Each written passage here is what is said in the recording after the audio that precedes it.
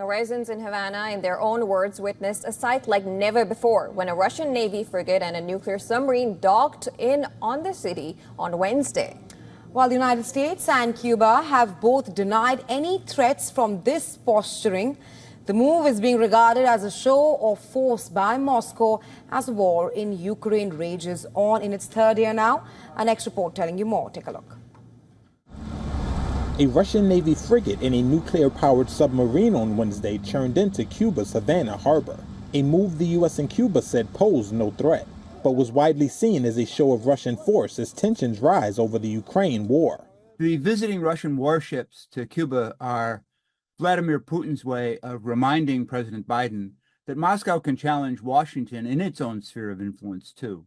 William Leo Grand is a professor at American University. This geopolitical alignment has echoes of the Cold War, but unlike the first Cold War, the Cubans are drawn to Moscow now not by any ideological affinity, but by economic necessity.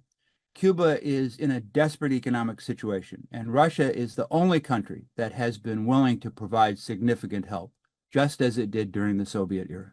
The stopover coincides with Cuba's worst social and economic crisis in decades, with shortages of everything from food, medicine, and fuel, and growing discontent on the streets. According to Russia's defense ministry, the 4 Russian vessels sailed to the communist-run country on Wednesday after conducting high-precision missile weapons training in the Atlantic Ocean.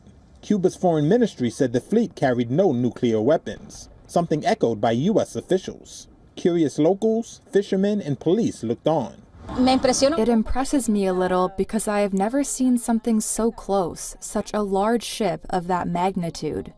Last week, Cuba said the visit was standard practice by naval vessels from countries friendly to Havana. The U.S. has been monitoring the Russian vessels as they skirted the nearby Florida coast. On Wednesday, White House National Security Advisor Jake Sullivan told reporters that such naval exercises were routine. The Russian ships are expected to remain in Havana until June 17th.